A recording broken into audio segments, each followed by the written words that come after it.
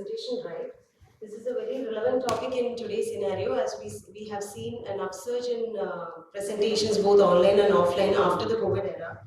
So to have an impactful presentation, you need to have innovative ideas so that you're able to catch hold of the audience attention long enough to convey the message.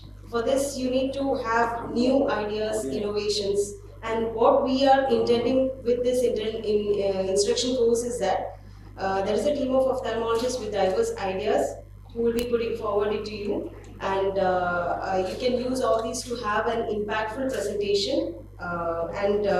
First I call upon Dr. Prasanna Venkatesh, who is currently working as a research director and glaucoma head Mahatma Eye Hospital, Trichy. He is actually into a lot of new innovative ideas, artificial intelligence, augmented realities, moving images, and into academic filmmaking. He has over 125 articles published in the PubMed and 291 scientific presentations, international and national. He's also the managing committee of TNOA and executive member of the AIOC. So I call upon Prasanna to deliver the next speech.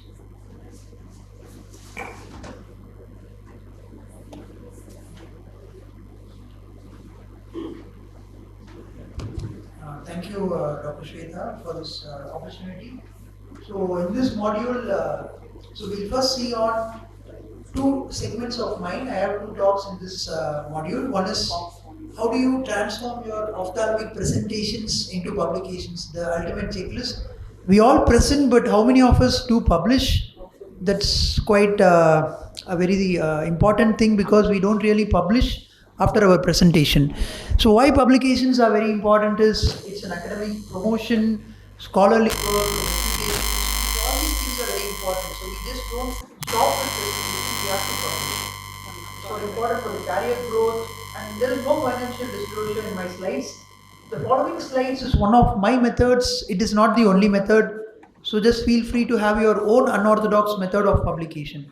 So the objectives of this particular session are why publications are the epitome, and how I started converting most of my PowerPoint presentations into publications, time management, role of mentorship, assembling a team. Sometimes when you want to run a marathon, you need to have a good team and not an individual, steps and checklist. So publications will always have a broader audience. So when we do a presentation, sometimes we don't really connect with the audience on a broader scale, especially when it's an early morning session like today. But when you publish, it will have a definite broader audience, and it is an epitome of academic scholarship. Presentations are part of one's job, we all do it, but only a few articles based on those presentations are actually published. Physical presentations, we'll have audience, we'll have these people connecting with us immediately. So I just started my journey of physical presentations 4 or 5 years back when I started traveling, and then we all asked to have the euphoria when we keep posting these pictures in our social media handle, right? So initially it was that for me when I started doing this. But when COVID happened, I never wanted to let a good crisis go to waste, and I started converting my physical presentations into publications. So initially you have seen me putting all the stories in an Instagram page, so about what the article was, how I was conveying the ideas and so on. But then later you can see this is a screenshot of my Instagram page, and this is my Instagram ID for the benefit of the video. It's prasanna_dash.ramesh. So I was starting to put all the work on a social media handle, thinking that was the ultimate form of publication. So it's like publishing on social media, what is the work that I am doing, if it's going to be a zonular cataract, an ERM. So this was how I started, an optic disc coloboma in different multimodal imaging and so on. Then I understood that we have to publish in a peer-reviewed PubMed index journal. There was a limited time. Mentorship plays a very important role, and also writing skills. We'll have to paraphrase it and write it. So approach ophthalmology holistically is what I wanted to convey. You need to have the research and publications going on hand in hand, along with your OPD, teaching, surgery and physical presentations. So that's where the role of mentor comes into play. So my mentor is Dr. Satyan Parthasarathi. So I did fellowship under him for 2.5 years in glaucoma with advanced surgical training, and also the team. Then when I had my own practice, this is my team. I would like to acknowledge them who are also part of it, because together everyone achieves more. So that is TEAM, together everyone achieves more. So for example, let me take you through some examples of my physical presentations, how I converted into publication. So the first thing is determine if the topic is appropriate. So when COVID happened, we had a topic of bringing all the instruments together and connecting it together for a simple practice or an eclectic practice. So this was the workflow. So you can see when I see a patient in a fundus examination here, so once the fundus photo was taken, as you can see in this video, it's an unedited video, I'm just forwarding it for want of time. So once the fundus photo was taken in 30 seconds or 1 minute together in both eyes, the patient, you can see, gets up from the machine and comes and slits on the slit lamp, and the doctors having the fundus photograph very close to the slit lamp inside a cubicle, which is a barrier between the patient and the doctor. And then the patient's own fundus examination is examined in the laptop adjacent to the slit lamp. So first the right eye is loaded, and then you can see the left eye is loaded. So some examples of this particular thing is when you have a LAN connectivity or the machine connected to the laptop in your slit lamp, you can see that the right eye left eye examination, being a glaucoma person, a red-free filter examination, RNFL defect, the same patient's visual field can also be opened up, and different examinations of the patient. That is, the previous examination of this patient, right eye showing that there is a progression in the superior arcuate scotoma. Another example of a bilateral optic pit with CSR, you can see again when I examine this patient, the fundus is opened up and every slice of the OCT can be seen simultaneously by placing it one side on the other, and you can choose the frame of choice. So when you have a physical barrier, or when we had it during the COVID times, so we had a technology or technique like this, and we were examining the patient by connecting the machines. So we started by doing a cubicle or a physical barrier, then we connected it. We also started using it for telemedicine. So the previous waiting hall was converted into OPD and investigation cubicle, as you can see here, and this is a busy OPD which was converted into a cubicle. And this, you can see that we brought in all the machines into the cubicle. So this is like a technique that we did, and we started presenting, and we wanted to publish this. So how did we publish this is what I'm trying to decode for the benefit of the audience as well as the video that is being recorded. You can see all the machines were brought under a common roof here, and there was an opening made in front of the machine for the patient to place their head, and there was also a leg rest, you can see here, for the patients to place their leg comfortably for the physical examination. So this innovation was done, documentation was done, the upper part, the lower part, the physical barrier, and it's like connecting the machines together like the infinity stones. We connected all the machines into the computer and placed it inside the doctor, where there was a difference between the doctor and the patient barrier. So the laptop was positioned adjacent, and inside the cubicle you had an 8-port switch where all the machines were relaying into the server, as you can see here.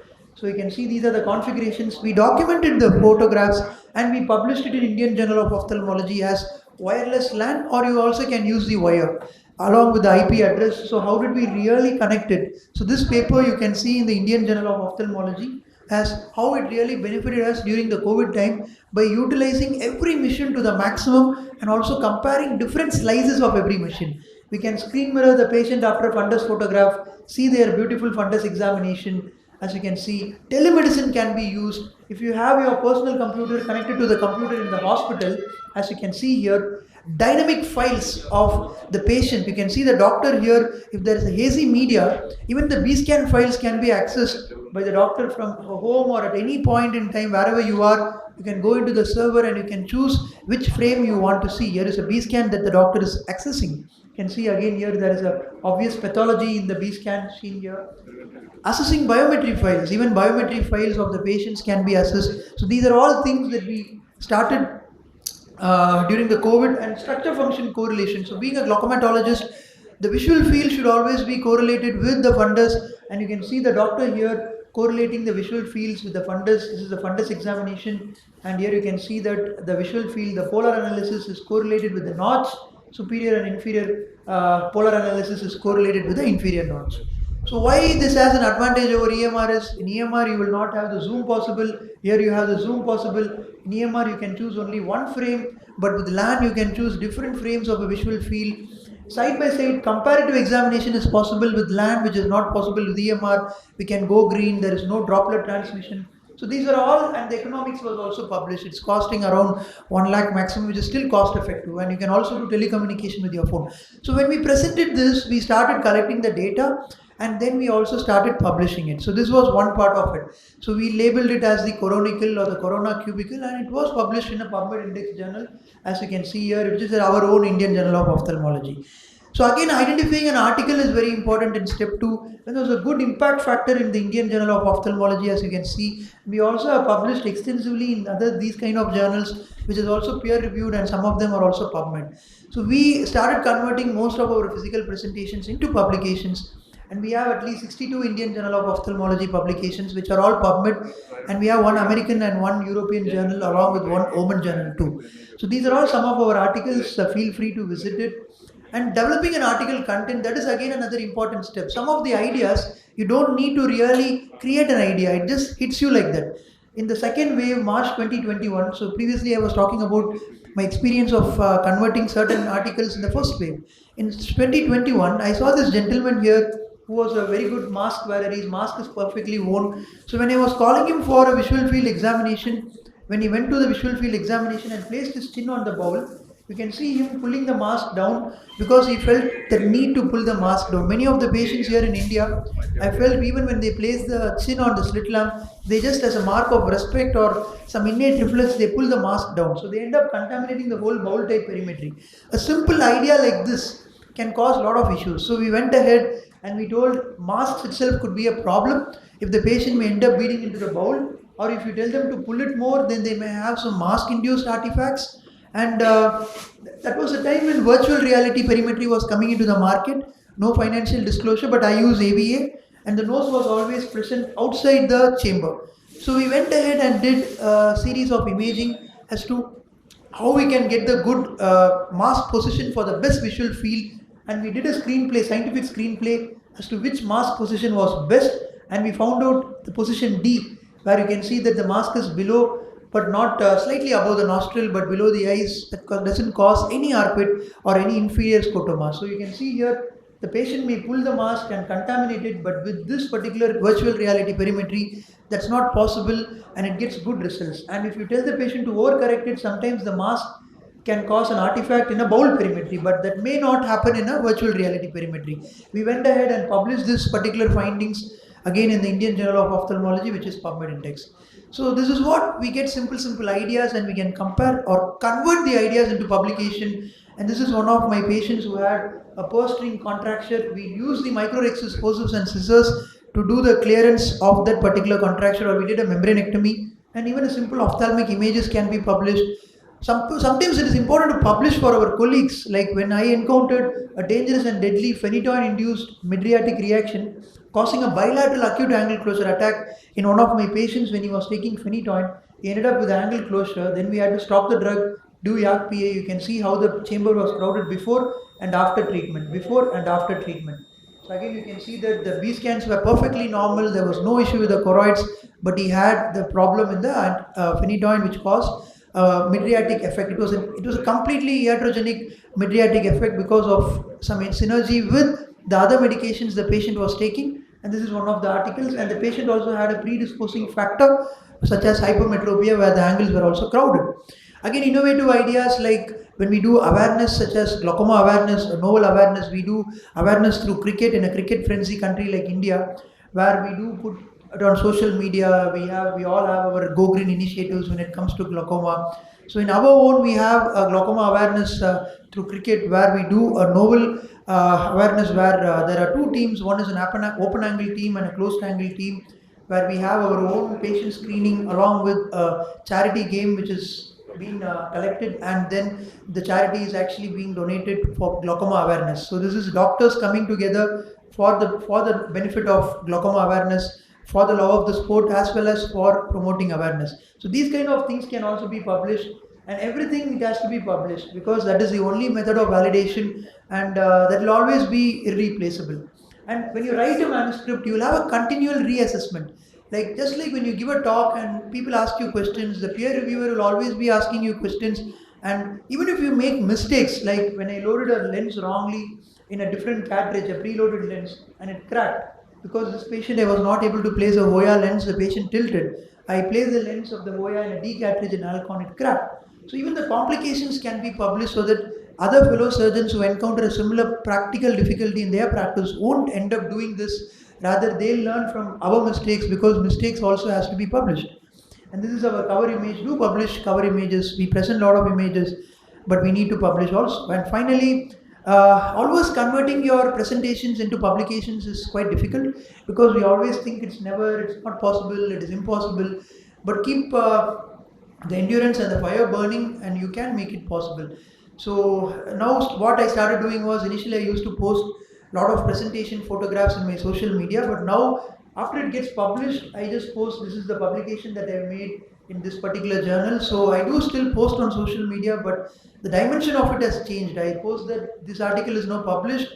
You can definitely go and see it along with the QR code. So that is more like publishing your information with more validity. Now it is more secure, because you have now published the content and now you are publishing it on social media, not the other way around, where you present and then it goes into public, because now anybody can get the idea and they can do it. So that's how I am doing it now. That is one part of my topic. I'd like to thank Dr. Swetha and the audiences here for their patient listening. So with that, I'll move to my next presentation, Dr. Swetha. Yeah. If there are any questions in between, can I move to the next presentation? Just one question. Yes, ma'am. Yes, ma'am. You've talked about the cost of 1 lakh. Yeah. But all these images require a lot of memory. And Yes. then this is patient data. So how do you address the patient's Yes, ma'am. Ma'am, with the imaging modalities that are currently available today in the market, the inbuilt data storage itself is getting much better with the imaging modalities that was available previously. So when we brought in all the imaging gadgets together, like we are using a fundus camera called EDON, again no financial disclosure. It's been a year since we have taken the backup. So the imaging itself has its own internal storage, which is very good. Be it the visual fields, the OCT, the fundus. I would say that each machine comes up to 1 year or even 6 months if you are using it very aggressively. And every time when you take a backup, you'll have to go for a hard disk, an external hard disk. So I think you won't have an issue up to 1 year. But medical legally up to 10 years, it's better that we collect. And once every year when we finish off, the data gets full, we take it in a hard disk. So that's how we do. So the hard disk is the only one source, or you have No, we also take a backup in the server also. We'll have to have one will be in the internal backup, which will be in the hospital. The other one will be the external backup, which will be the hard disk. So what is that external server hard disk that you use? It's called the Cisco, ma'am, commercial, it's an IT tool that we use. That's the 1 lakh thing, because that has to be invested. If you don't invest into that and then we get into this, then as you rightly pointed out, we'll get some difficulty. Yeah. Thank you, ma'am. So that was one part of the discussion as to how we make a presentation, and also after the end of the presentation, we can also end up publishing the same presentation. So that was one part of it. And doing your presentation right, the second part of it is more innovative. My friend Aji will be coming to you as I speak, showing you the real demonstration as well in your place.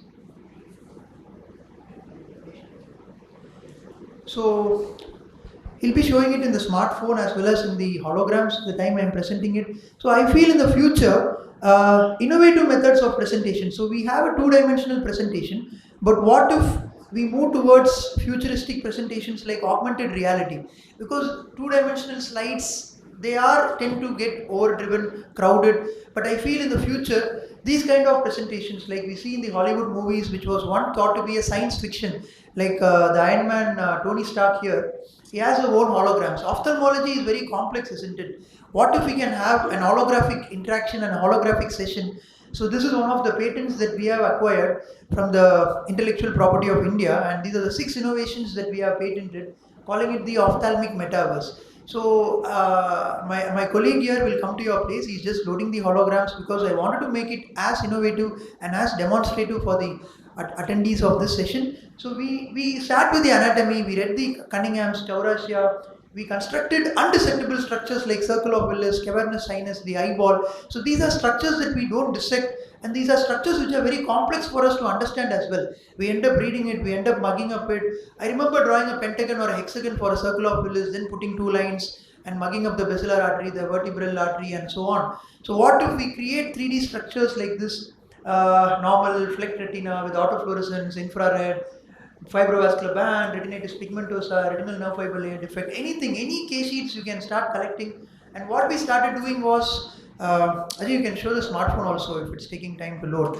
So we coded this simple thing in a smartphone, in your hands of a smartphone. I'll be sharing the QR code at the end. You can download this own app. You can see my friend here demonstrating the holograms in the phone. So if you are going to take a class for undergraduates or even the first year postgraduates or a paramedical, you can orient them on day one in the anatomy. The right hand side video is the exact sync of what you see in the mobile.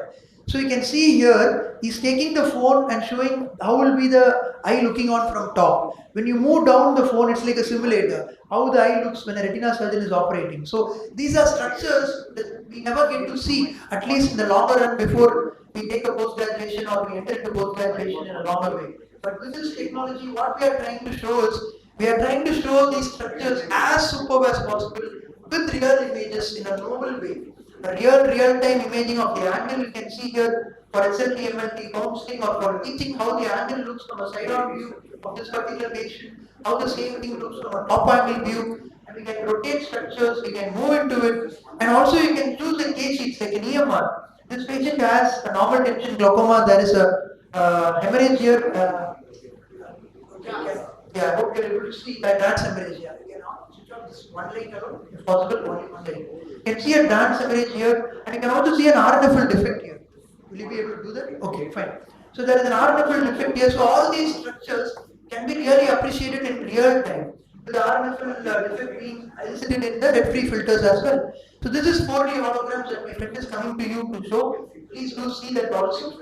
So here you can see that in the right-hand side, it seems as if he's moving through thin air, but he's actually seeing all these holograms that we have made, the circular pillars, the cavernous sinus, and whatnot.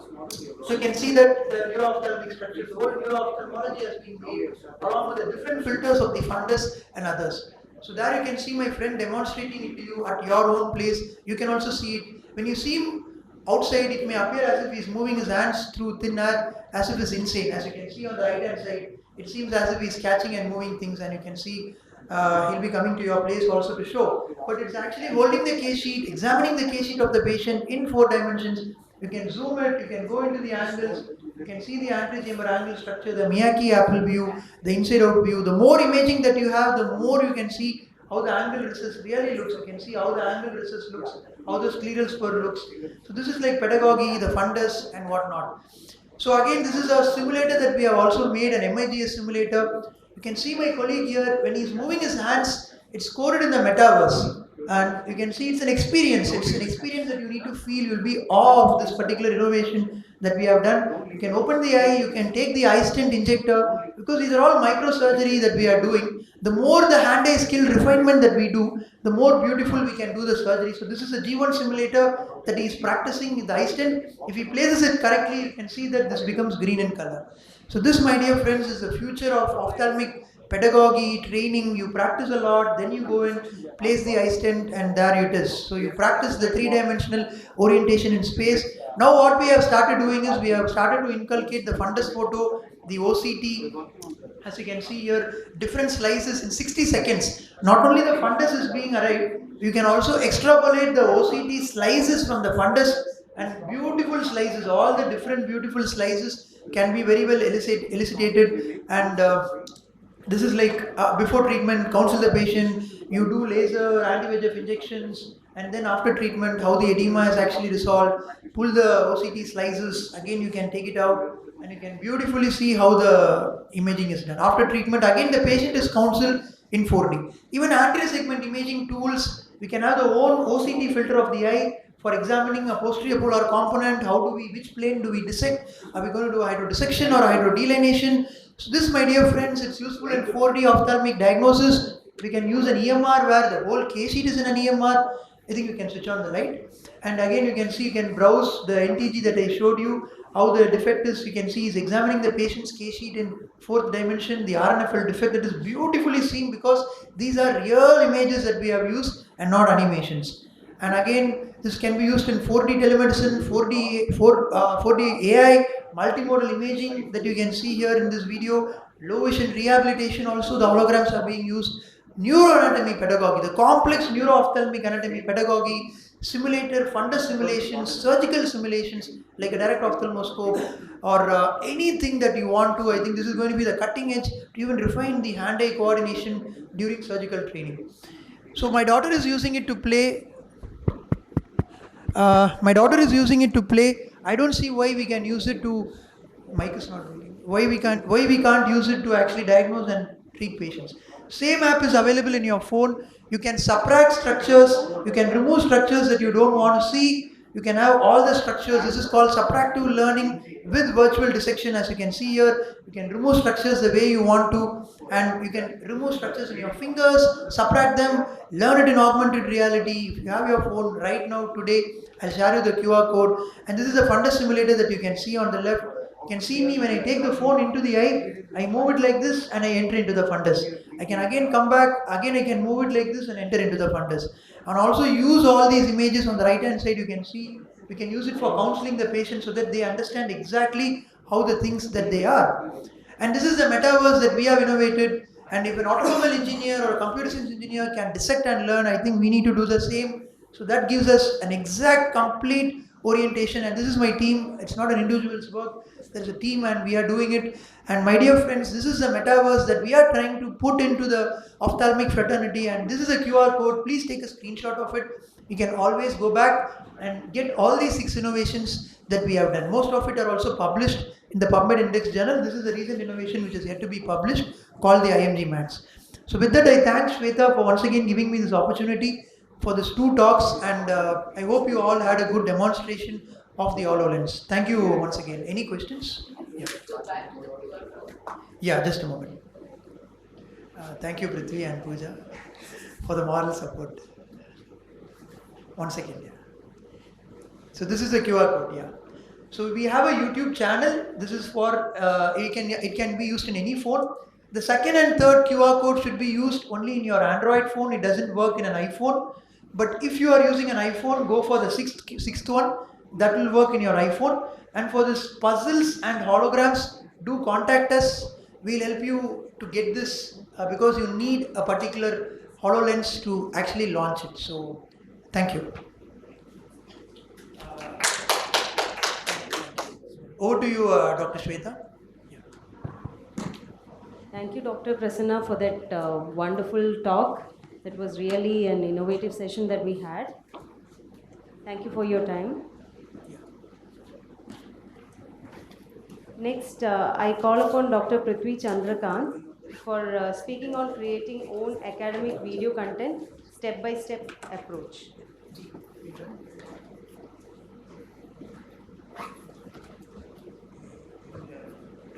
Dr. Prithvi is currently the medical officer at Aravind Eye Hospital, Coimbatore. He has published more than 20 articles PubMed Index, and he has presented more than 100 scientific presentations. He is also keen on his keen interest is on innovations in ophthalmology. Now let's listen to him about how to create a video content, step-by-step approach. Over to you, Prithvi.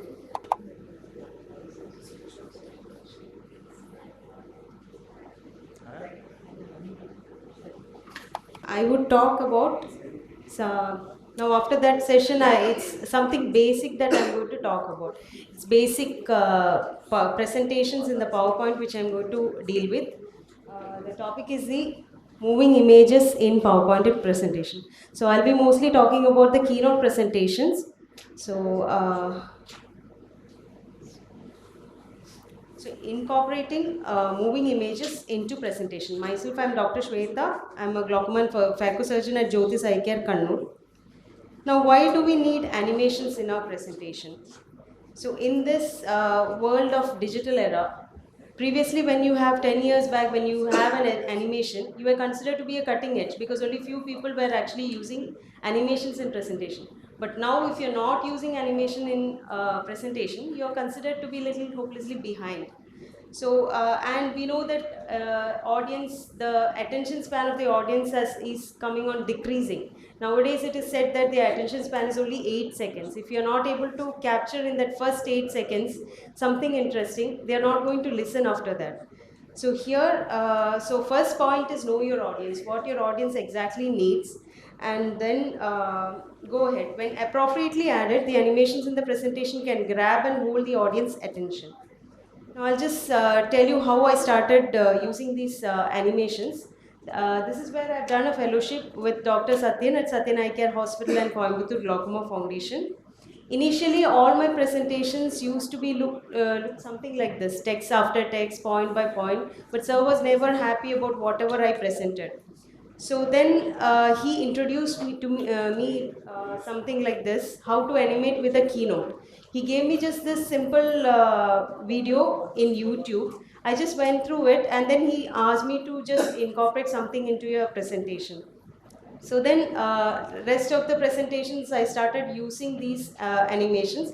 It's all simple thing which I used. So to just show the structure of retina, instead of showing all the 10 layers, you just show the line images there, how the light flows through the pigment epithelium, bipolar cells, ganglion cells, and how the visual pathway is. Having this smooth transition, it catches the audience attention little more than just giving the text. So how do we exactly do this? So this is with the help of something simple called a magic move, which is present in the keynote presentation in the Apple MacBook. So in this, what you do is, I'll just show how I have done these animations.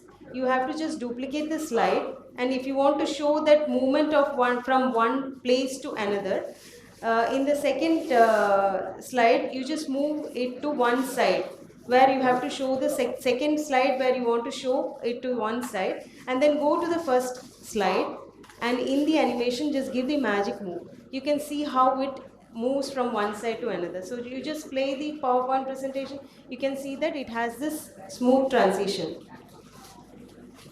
Then to show these line images which I have shown, for that you go click on the line, you again duplicate it,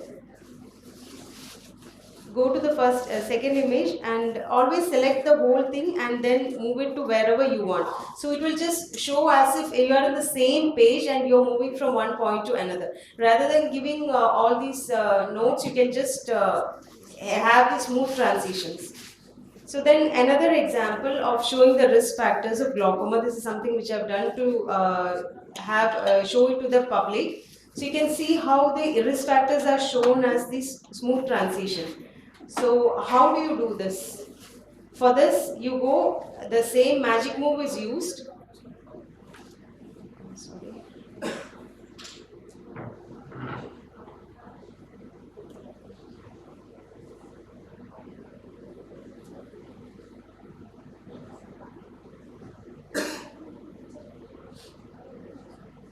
Sorry for that.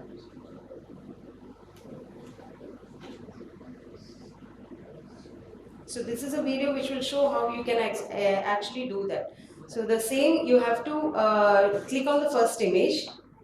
You go copy the second image from where you want this image to enter in the after the first slide. You copy it, go to the first image, paste it there, and then decrease the size of the image and bring it to below this outside of the slide. You keep it down. So you want that image to come from below and then come up. And in the second one, you paste the first image, make it small and take it outside up. So you want the first image to go upwards. And in the first slide, go ahead and do the magic move. So when you do that, you can see that the first image is going up and outside, the second image is coming smoothly from below to up. So this is a way how you can do it. So again the same thing, paste it there, decrease the size and bring it down. You want it to come from down. You can keep it in any way, wherever you want, from whichever direction it has to come. Again this first image, go and click it, paste it there and make it small and take it outside and give the magic move. So this is how you will have the smooth transition of these images. So showing all the risk factors. The background will be the static one. So this is one example which I wanted to show. And then next, moving images for static transition. What I have shown is for the moving images. Now magic move for the static transition, this is one of the example where I show for the fundus photo as well as a visual field examination. You want to show how the retinal nerve fiber layers are arranged in the fundus. For this, I have shown one transition which shows how that smooth transition is actually looking good. So how do you do exactly this? So this is how the visual field is also shown with the fundus photo. So for this, the same thing, you have to just duplicate the slide. This image, it should be the same size of what the fundus photo is, and then paste it over the first image, and then again copy it, paste it on the first one.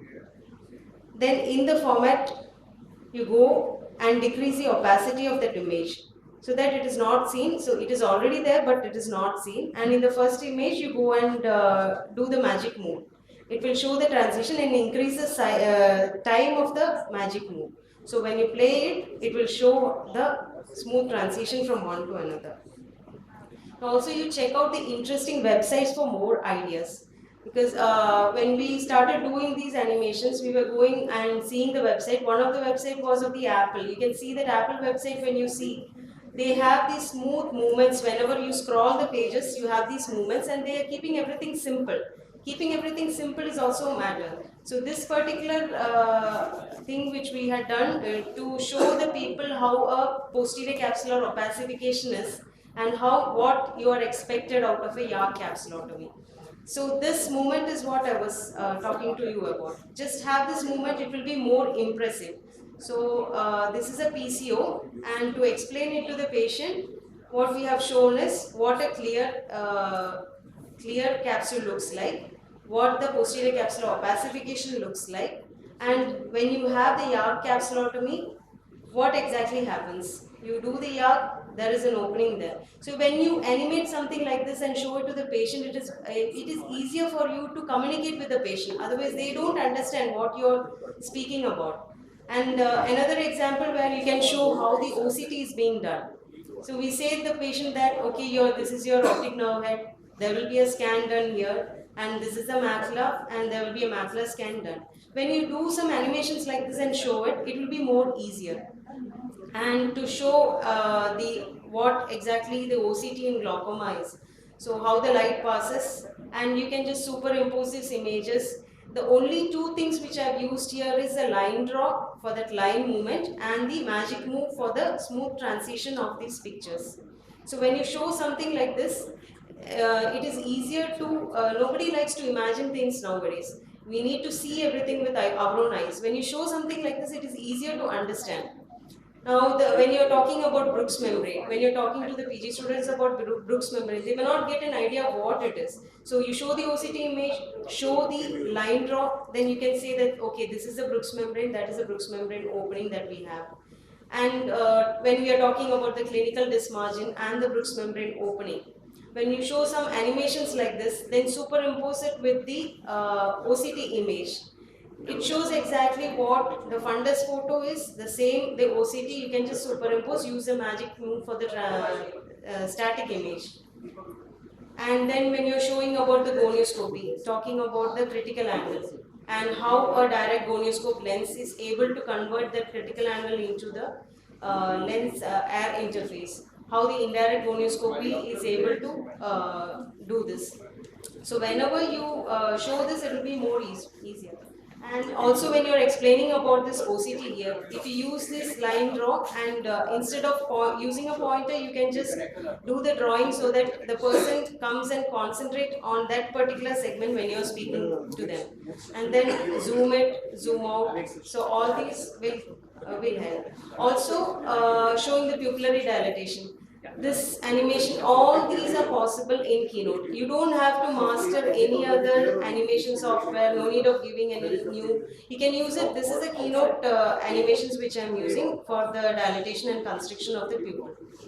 And about moving cartoon images, it is better that you don't keep much of a cartoon images moving, because the more we will be concentrating on those images.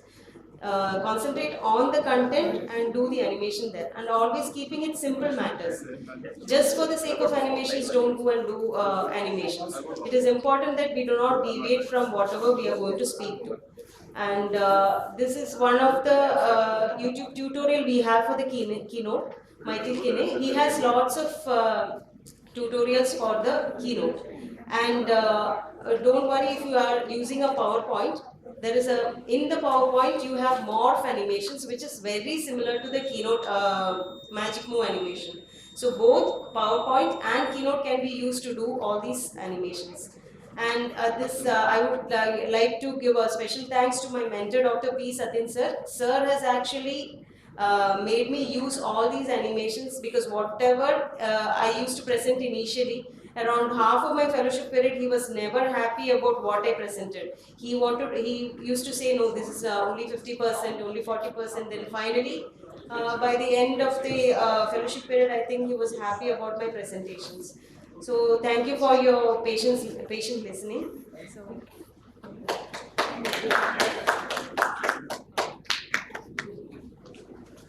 presentation on step-by-step academic video content.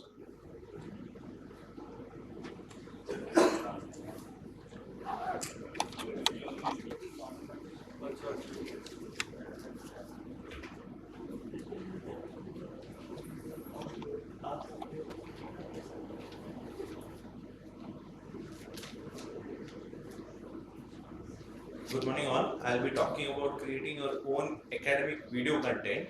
It's a small step-by-step video which I'm going to share with you. So why make presentation? Like how Swetha has told us that it is very boring to just see text every time in the in the slide. So it is always better to actually show images and try to capture the audience and try to make them understand what you actually want to convey. So here is a step-by-step process by which you can make your own video. So the first thing is always getting a good topic and a very good script. So you need to get a very good script done well back before doing the video or presentation. So without a script, it is very difficult to actually navigate your whole presentation. If you have a script, you can actually finish your whole presentation within 2 or 3 hours.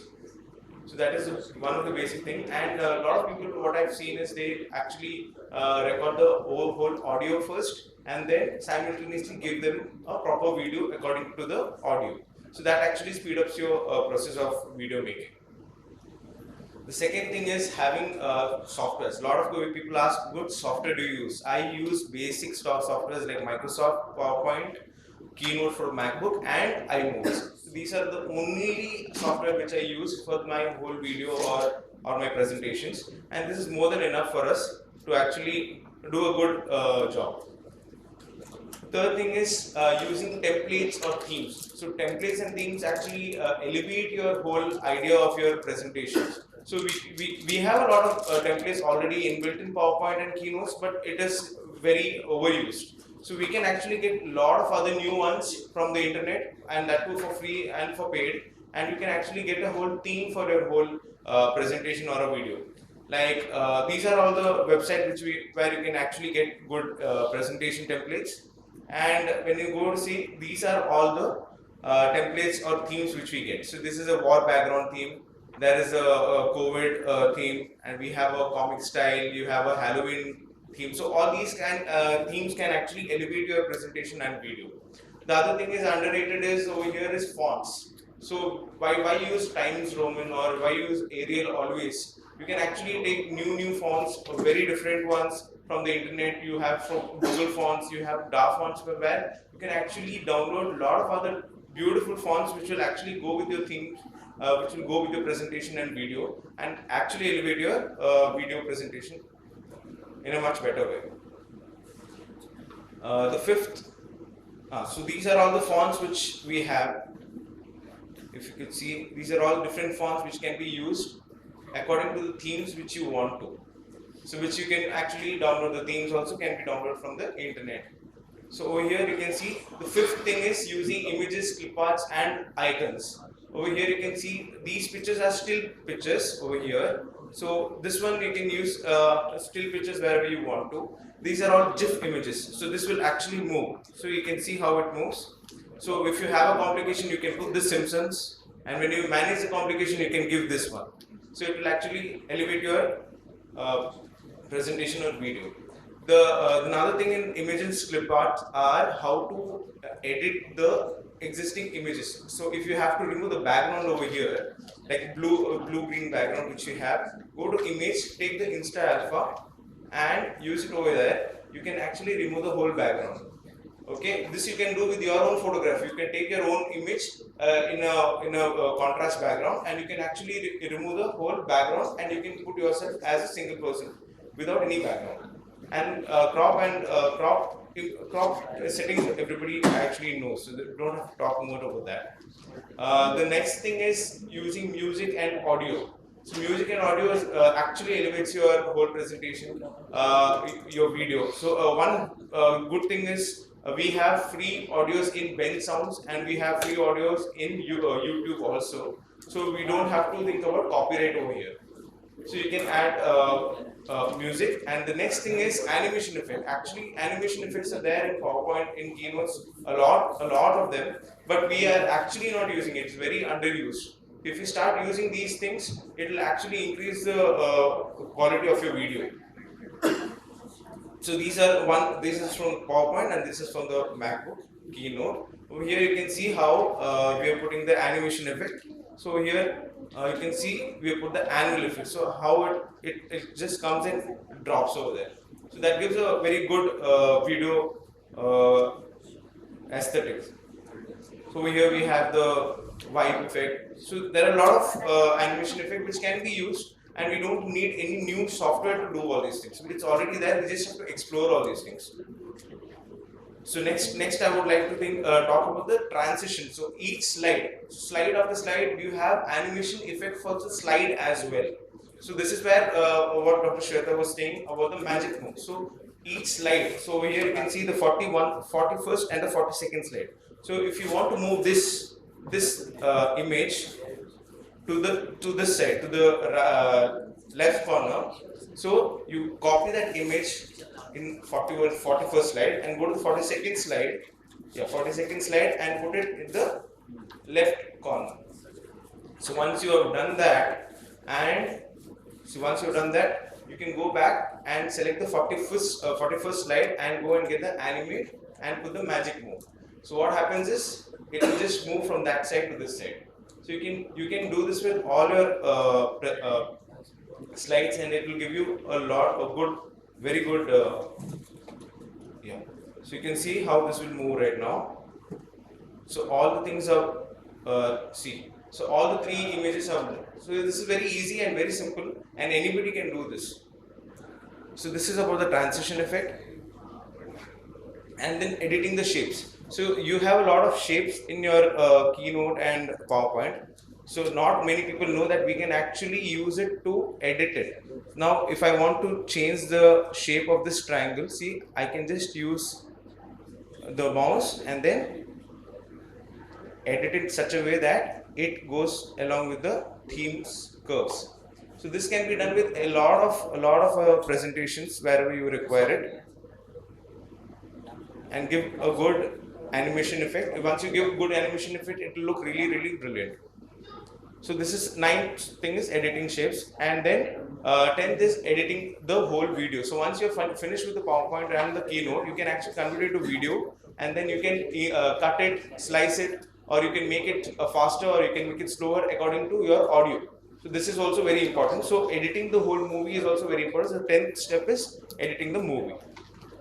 So I usually use the iMovies. Here I'll show you an example of a case report where a 58-year-old male, you can get this image from Google itself and try to reduce text as much as possible over here. And then over here we have used actually the morph or the magic move to increase the size of the fundus photo to show the exact focal points where what you want to explain. Over here, like how Swetha has told already, you can even use the line draw and show each finding in a much magnified way, and people will actually understand what you're saying. So these are the 10 steps for anybody to get going with your video. We don't really require to master anything. It's very simple. It's all there in your laptop. You just have to explore. Okay, thank you. Thank you, Prithvi, for that talk.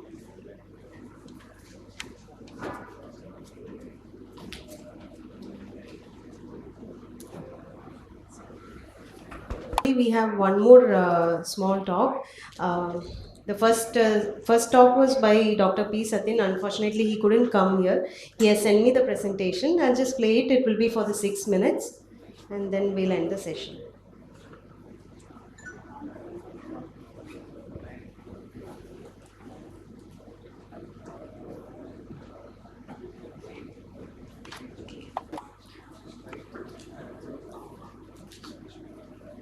Presentations at classrooms and at ophthalmology conferences has come in a long way. Presentations are usually a visual tool to help a person to tell a story. There are many visual tools and techniques over a period of time which was evolved in ophthalmology practice. There are trends in presentations just followed, just like advertisements and the fashion shows. There was a chalkboard era where it was first used for presenting the lessons to the students. Hundreds of years to teach many generations of students it was used. Even now it has been used in many places. Either you write as you speak, or it is already been prepared when you are going to take the classes. So we use normally there is a pointer or we use a sticks, long sticks to do the presentations. These are also scientists presenting their calculus to the audience over there. It is not only used in ophthalmology, but it is being used in everywhere. So basically, it enables to create a visual aid on the spot. The visibility might not be very clear when you're presenting it for the large groups. The focus of the presenter can get diverted in creating the stuff rather than to explain to the audience properly. But it may not happen all the time. But the problem is, it really cannot be stored. So then came, of course, it is in the current era, we have the electronic board. There is a black or white board which can be used to explain properly. Of course, these electronic boards can be put up on the electronic. You can store the data, you can import, and also you can share.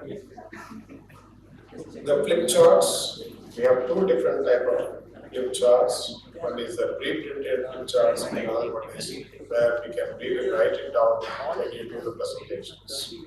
Again, the problem is it may not last very long. We can have a very limited kind of a storage, and of course we can reuse it in many of our meetings. The projectors. The first projector was called as the magic lamp, which used the candle or the kerosene lamp to project the light through the film transparencies. They used the negatives of 30mm film. You can see here it is a much better version of that. It is a flip strip presentation of using the 30mm. Then came the transparencies using the overhead projectors. And you can just take the transparent sheet, you can write it down with a pen, with the different colors can be used. But then again the problem is the reusage of that. You can use it, but then you cannot keep on cleaning it and using it. The same period, almost the same period, we have the slide projectors. Again, we use the same negatives with the 30mm. To project it, you can keep changing the slides of your choice. And earlier we had used somebody has to sit there and press the button to change one by one. So then over a period of time, then we had the remote controls to change the slides. Then there was a rise of the PowerPoint, which was started in the year 1987. The version 1 and version 2, and the earlier versions, of course, now we have many versions, which is very useful for us to create. We can easily edit the stuff of our charts. We can share it with any of our friends at any point in time. So there's a tremendous change over a period of time. And this is the modern era, because we know that there are many ways how we can do good presentations. using something like that. Google Slides, we can use it. We can use a Keynote, we can use it. We can use a Canva with lots and lots of designs. Animations can be used, videos can be uploaded. So many things can be done in a very proper way. Of course, now we have something called as the Chat GPT. Many of us are using it. We are all aware of it now. Some of you are not really knowing it, but it is one of the very interesting stuff that we have in today using the artificial intelligence. You just observe here. So I'm just typing it out. What is the topic that I want to do a presentation? So just I'm typing it over there, and within no time, within few seconds, it shows what are the things that you have to do the presentation.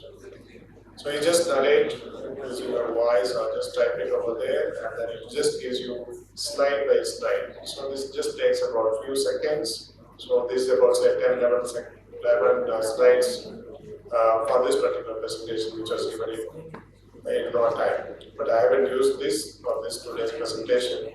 But this is how the Chat GPT really helps you in doing your presentations. But then, the key to a successful presentation is not the tools alone what you have, but the amount of content which you create and how you really connect with the audience makes all the difference. Thank you so much. Get connected. Thank you so much. So that was our session. I think because of the lack of time, I do not know whether we can take any questions. Thank you. We are handing over it to the next session.